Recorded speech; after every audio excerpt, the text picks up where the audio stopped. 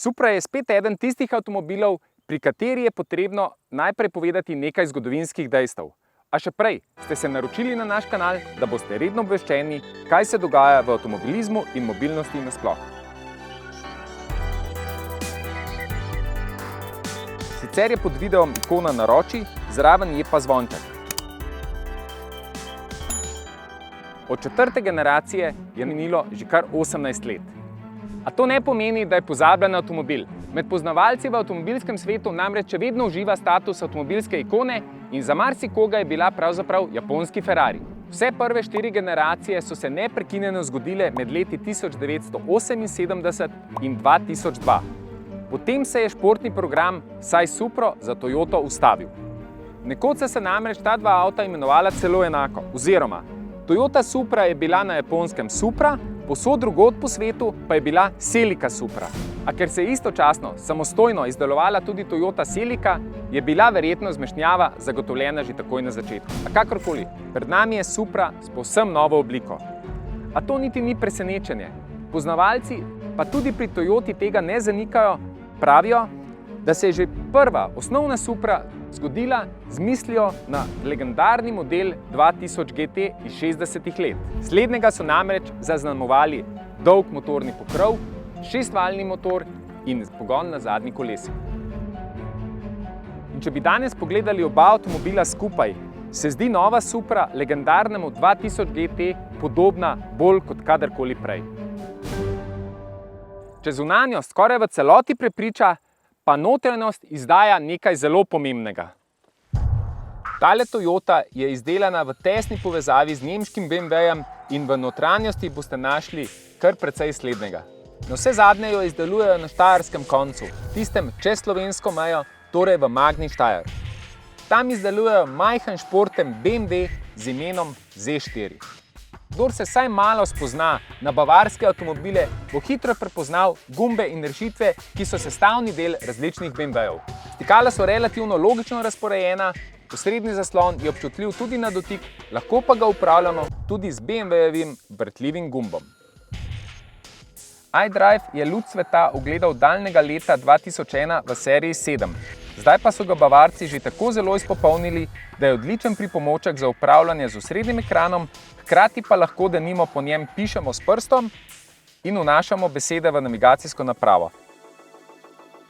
Idejo dolgega motornega pokrova in nazaj potisnjene potniške kabine so sicer povzemale vse prejšnje generacije, a nobena oblikovno tako zelo očitno kot ravno ta. Je pa seveda res, čeprav se sliši dobro in četudi je videti dirkaško zanimivo, to ni nujno vsem všeč. Dolg pokrov motorja namreč terja svoj davek pri preglednosti iz avtomobila. Če združimo še nizko streho, je vsakodnevnega udobja konec in čas je za dirkaški nastop. Zmotno bi bilo razmišljanje, da kupci takšnih avtomobilov slednje kupujejo zgolj zaradi vožnje. Znano je namreč, da se velika večina lastnikov športnih avtomobilov z njimi sploh ne upa peljati hitro. Imajo jih preprosto zato, ker so jim všeč. In tudi tale Supra je hiter in zahteven avtomobil. Vsa moč se namreč prenaša na zadnji kolesni par, za prestavljanje pa skrbi odličen 8-stopenjski samodejni menjalnik. Kombinacija je hitro lahko prehitra za nepozornega voznika, zadekrat zapleše,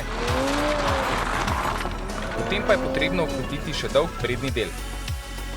A po drugi strani Supra z lahkoto zadovolji tiste druge kupce.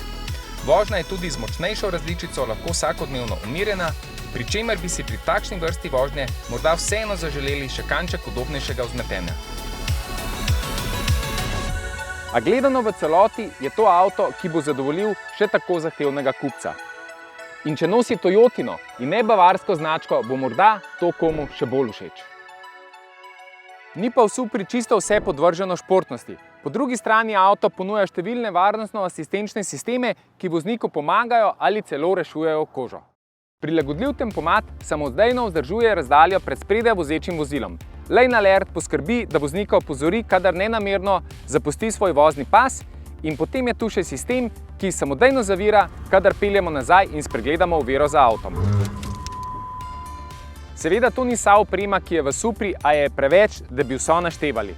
Morda velja izpostaviti še JBL ozvočenje, ki sicer deluje dobro, a sam stavim na tistega, ki ki se nahaja v malo bolj prestižnih Toyotah, ki se jim seveda reče Lexus, sistemu pa Mark & Levinson.